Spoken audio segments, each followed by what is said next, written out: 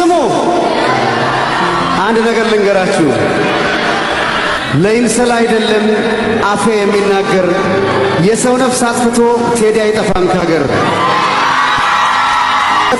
ተኩላ እውነት ተደብቃ አይቀርም መውጣቷ ጊዜዋን ጠብቃ አላስችልህ አለኝ መቀበል ሐሰት እንዴት መከራ ነው እስር ቤት መግባት ነገሩ መላቅጡን አጣ ምርመራው ቀጠለ።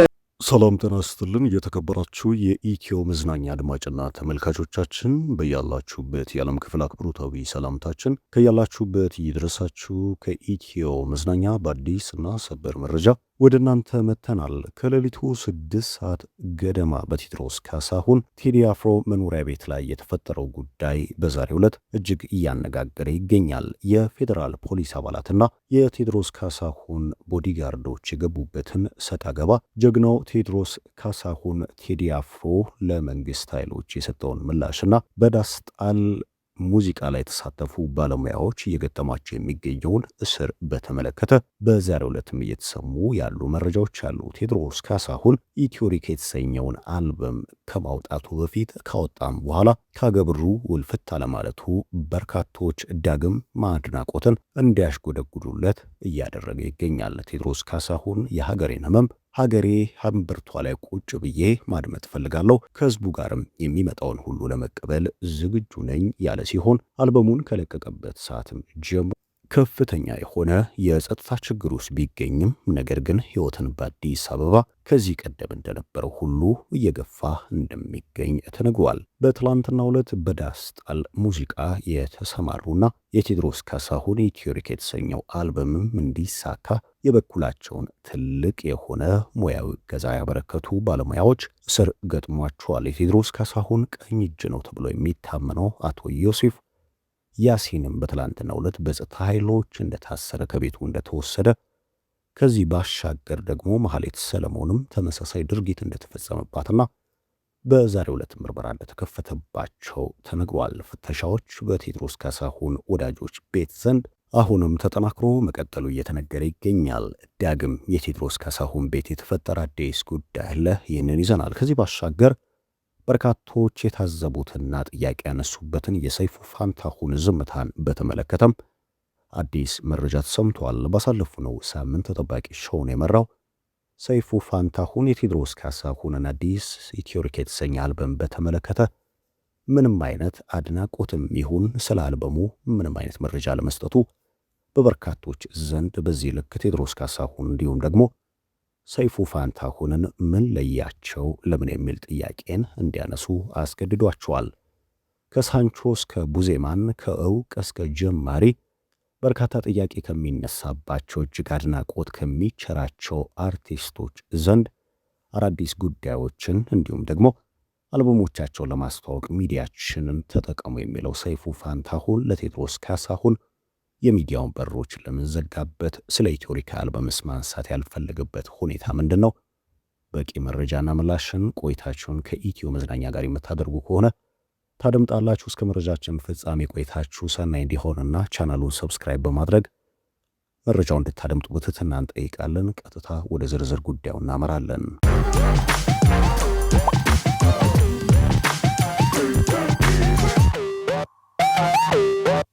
ኢትዮሪክ የተሰኘው 6ኛው የብላቴናው ቴዎድሮስ ካሳሁን ቴዲ አፍሮ አልበም አየር ላይ ከዋለበት ዕለት ጀምሮ በኢትዮጵያ እጅግ አዳዲስ ጉዳዮች እየተፈጠሩ ይገኛል። መንግስት ተደጋጋሚ ምላሾችን በጉዳዩ ላይ ሰጥቷል። ለጠቅላይ ሚኒስትሩ ኢትዮሪካ በተለይም ደግሞ ዳስጣል የሚለውን ሙዚቃ ተከትሎ ከሰጧቸው ምላሾች መካከል እጅግ አስገራሚው እኛ ቁራዎች አይደለንም፣ እንደ ንስር በከፍታ ነው የምንበረው፣ የቁራዎች ጩኸትም ምንም ከልማትና ከለውጥ ጎዳና ያደናቅፈንም ያሉ ሲሆን በዘፈን ጋጋታ የመንግስት አካል ምንም እንደማይሸበርና ለውጡን የማጠናከር ሂደቱም እንደማይደናቀፍ ለቴዎድሮስ ካሳሁን ምላሽን ሰጥቷል። ከዚህ ውጭ ያሉ ባለድርሻ አካላትም እንደየስልጣናቸው ለቴዎድሮስ አልበም ምላሽ የሚሉትን እየለገሱት ይገኛል። ከዚህ ባሻገር በኦሮሚያ ሙዚቃ የተቀነቀኑ በርካታ ለቴዎድሮስ ካሳሁን ምላሽ የሚሆኑ ጉዳዮችም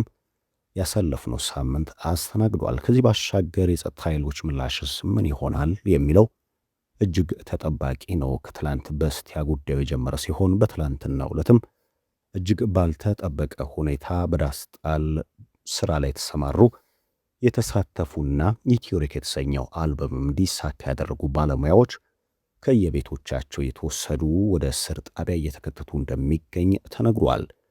በትላንትናው ዕለት ኢትዮሪካ የተሰኘው አልበም እንዲሳካ ትልቁን ሚና የተጫወተው የቴዎድሮስ ካሳሁን የዓመታት ወዳጅና ቀኝ እጅ ተብሎ ስሙ የሚጠራው አቶ ዮሴፍ ያሲን ነው። በትላንትናው ዕለት በጸጥታ ኃይሎች ከመኖሪያ ቤቱ በእንግልት እንደተወሰደ የተነገረ ሲሆን ከዚህ ባሻገር ደግሞ የቴዎድሮስ ካሳሁን ፕሮሞተር ከዚህ ውጪ ኢትዮሪክ የተሰኘው አልበም እንዲሳለጥ ትልቁን ሚና የተጫወተችው ማናጀሩ መሐሌት ሰለሞንም በትላንትናው ዕለት እስር እንደገጠማት ተነግሯል።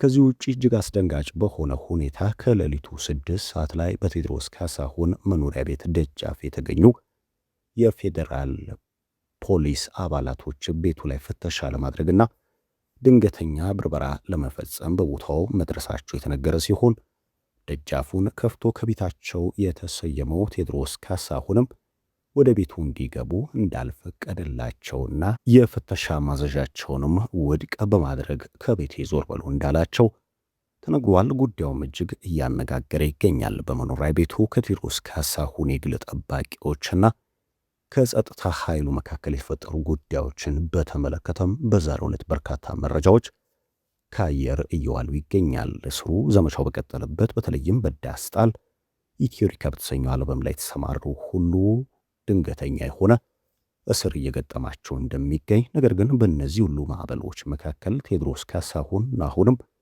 በነውጥ ውስጥ ከምትገኘው ሀገሬ ጋር ሁሉን ነገር ከህዝቤ ጋር በመካፈል ሕይወትን በዚሁ ቀጥላለሁ፣ የተደላደለ ኑሮን ለመኖር ወደ አሜሪካ አልወጣም በማለት ኑሮን በአዲስ አበባ መቀጠሉ በዛሬው ዕለት በርካቶች ዳግም አድናቆትን ለቴዎድሮስ ካሳሁን እንዲያቀርቡለት እንዳደረገ በስፋት እየተነገረ ይገኛል። በጉዳዩ ላይ በቀጣይ መንግስት ምን አይነት ምላሽ ይሰጣል? የቴዎድሮስ ካሳሁን ደህንነትስ እየተጠበቀ ነው የሚለው ጥያቄ ደግሞ የበርካታ አድናቂዎቹን ልብ እያሸበረ የሚገኝ ጉዳይ ሆኗል። ከዚህ ባሻገር እጅግ በርካታ ተመልካችና አድማጮቹ ጥያቄ የሰነዘሩበት ሰይፉ ፋንታሁን አጣብቂኝ ውስጥ መግባቱ እየተነገረ ይገኛል። ከዚህ ባሻገር ሰይፉ ፋንታሁን ባሳለፍነው ሳምንት ያደረገው ድርጊትም ትልቁ ወቀሳ እንዲያስተናግድ አድርጎታል። ከዚህ ቀደም ቴዎድሮስ ካሳሁን እንዲሁም ደግሞ ሰይፉ ፋንታሁን ትልቅ ወዳጅነታቸው የፈረሰበት ልዩነት በመካከላቸው እንዳለና